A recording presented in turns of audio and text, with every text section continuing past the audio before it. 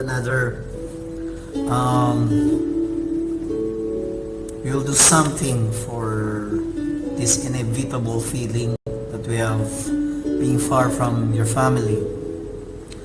So it is simply a letter from my homesick self. I'm so homesick. I miss the sounds of the language, the feel of it. I miss the adventure, the beauty, the kindness, the presence of belonging. I miss my long city walks at night, when the skyscrapers could be seen for miles and through lights on the pavement. I miss the subway, the simplicity of walking from one place to another and watching the city whip past me as I stand, humming quietly as the rail trucks bump underneath my feet. I miss the feel of language reverberate on my tongue and hear it chiming in my ears. I miss the generosity and the rich culture. I miss the humility and simplicity, the ambition, and the undisputable threshold for righteousness. I miss the strength, the willingness of an ear, patience of an oak tree, and the composure of respect. I miss the jagged horizons and mountains loom with calming familiarity with spectacular array of greens. And I miss the way the sky flower into spectacular shade of the pink and the break of the dawn, speckled with yellow and deep orange. I miss gazing the ocean, admiring the restlessness and salty wilderness I find inexplicable. I haven't seen the sea in over a year. I used to see it almost every day. I miss the delicacies, the delicious combination of rice, fish, vegetable, and more. I miss the mesmerizing subtleties in the culture, in the system, and the way of life which proves to be far from perfect, yet which is one I belong. I belong in the Philippines, right there in Parañaque. I miss my home. I miss my kids. I miss my wife. I miss my mom. I miss everything. Everything in the Philippines. Towering gently, overflowing with high life and awareness. Subtle hints of blade, keen glittering, chiseled edges. Untamed rugged surface, powerfully averts gale, acrid tempest.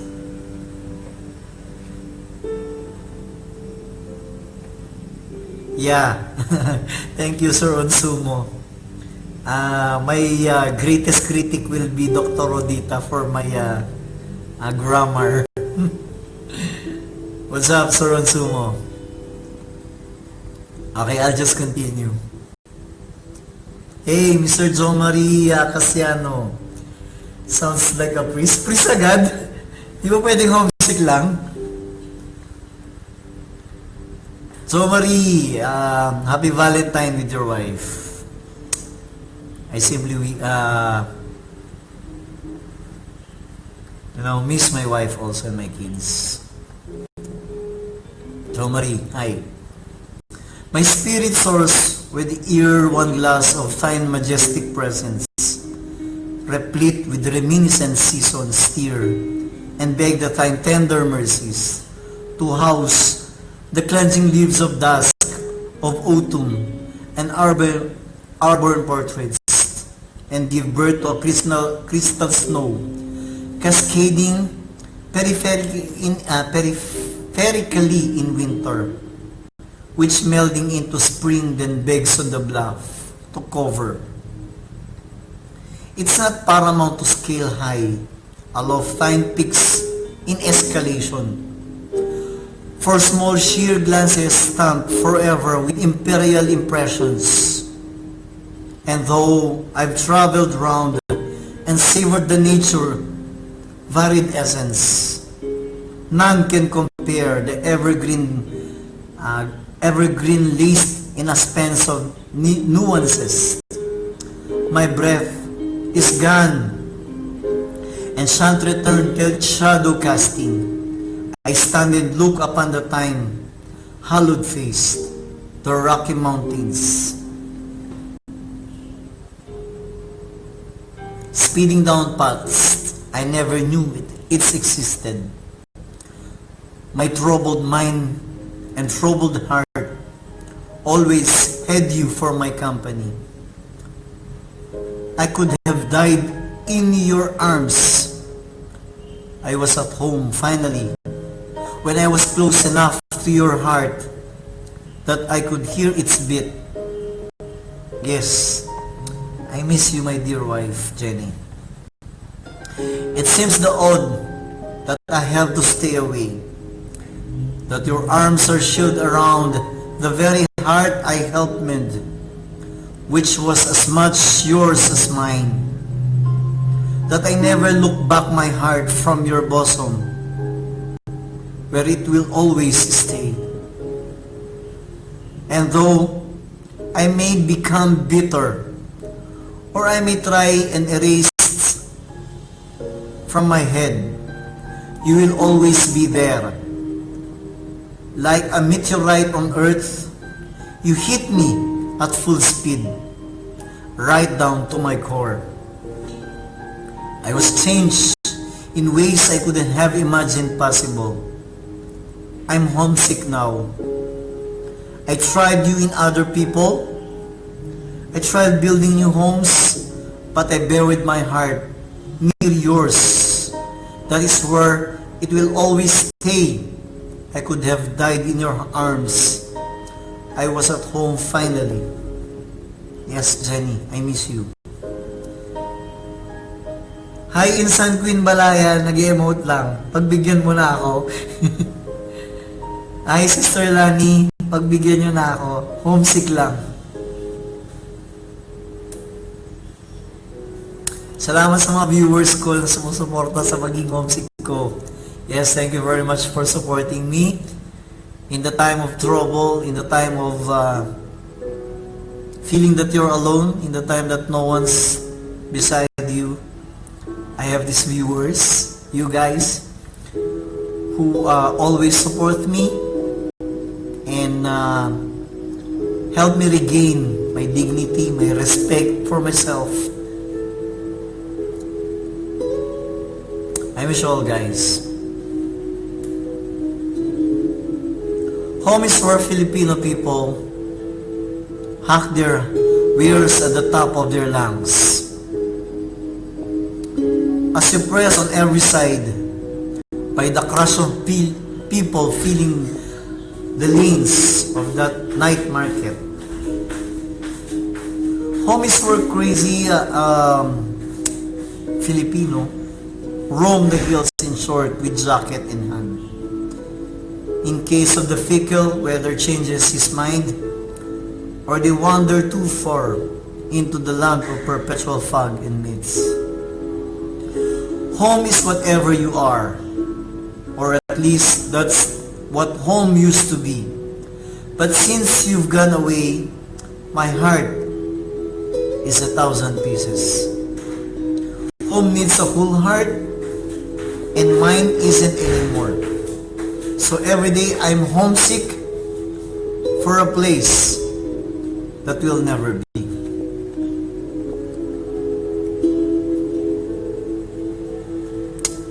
They say home is where the heart is. I think they're right. But they don't tell you that you don't just fill the hole it leaves. When you're alone at night, home is not a hole that can be filled easily. And the constant little reminders really get to me. Like looking at the hills where the mountains ought to be. I left my heart in the Philippines with my friends, my kids, my wife, and family. There I had my first kiss, named Jenny. And I learned how to read, learned to ride a bike, and how to climb a tree. A lifetime of memories. 800 miles away. I guess you can say I'm feeling a bit homesick today.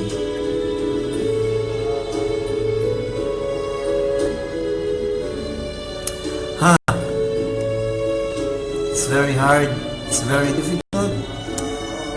If you feel that homesickness in your heart, and it's very when you're having trouble with that, and you're having struggle during your homesickness, I don't know.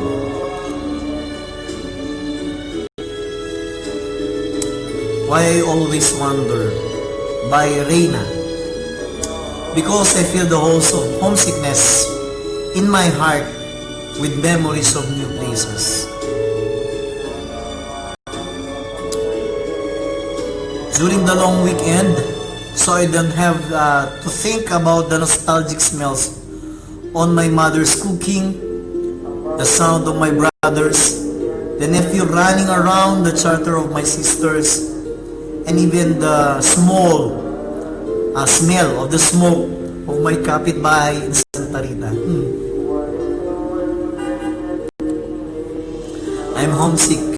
I'm sick of home.